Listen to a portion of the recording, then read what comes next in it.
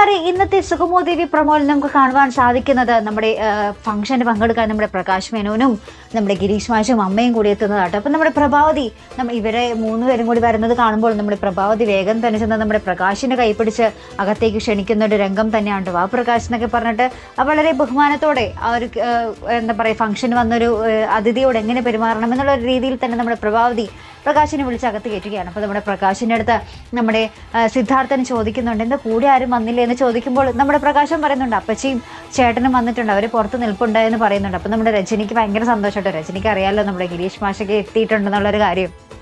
അപ്പുറത്താണെങ്കിൽ നമ്മുടെ ദേവിയോട് അച്ഛൻ ഇങ്ങനെ മാധവൻ ഇങ്ങനെ പറയുന്നുണ്ട്, മോളെ എനിക്കെന്തോ വല്ലാത്തൊരു പേടി, പ്രഭാവതിയും ബലരാമനും എന്തൊക്കെയാണ് കരുതി എന്താ പറയുക തീരുമാനിച്ച് വെച്ചിരിക്കുന്നത്, എന്തൊക്കെയോ ഒരു അപകട സൂചനകൾ വരുന്നത് പോലെ മോളെ എന്നൊക്കെ പറഞ്ഞ് നമ്മുടെ മാധവൻ നമ്മുടെ ദേവിയോട് പറയുന്നുണ്ട്. അപ്പോൾ ദേവി പറയുന്നുണ്ട്, ഒന്നുമില്ല അച്ഛനൊന്നും പേടിക്കണ്ട, ഇവിടെ എല്ലാം ഭംഗിയായിട്ട് നടന്നോളും, ഇന്നത്തോടുകൂടി എല്ലാത്തിനും ഒരു തീരുമാനമാകും എന്നൊക്കെ പറയുന്നുണ്ട് കേട്ടോ. അപ്പുറത്താണെങ്കിൽ നമ്മുടെ കലാവതി നമ്മുടെ മീരയോട് പറയുന്നുണ്ട്, മോളെ ഇന്നു മുതൽ നമ്മുടെ ദേവി പുറം ലോകം കാണില്ല, അങ്ങനത്തെ ഒരു പറ്റിയ ഒരാൾ തന്നെയാണ് ഈ ഒരു കൊട്ടേഷൻ ഏറ്റെടുത്തിരിക്കുന്നതെന്ന് പറയുകയും അപ്പോഴാണ് നമ്മുടെ കാർത്തികേയൻ നമ്മുടെ ദേവിക്കരികെ ഇങ്ങനെ വന്ന് നിൽക്കുന്നൊരു രംഗവും നമുക്ക് ഇന്നത്തെ പ്രൊമോയിൽ കാണുവാൻ സാധിക്കുന്നുണ്ട്. അപ്പം എന്തായാലും നമ്മുടെ കാർത്തികേയൻ നമ്മുടെ ദേവിയെ പൊക്കിയാൽ പിന്നെ തീർന്നു.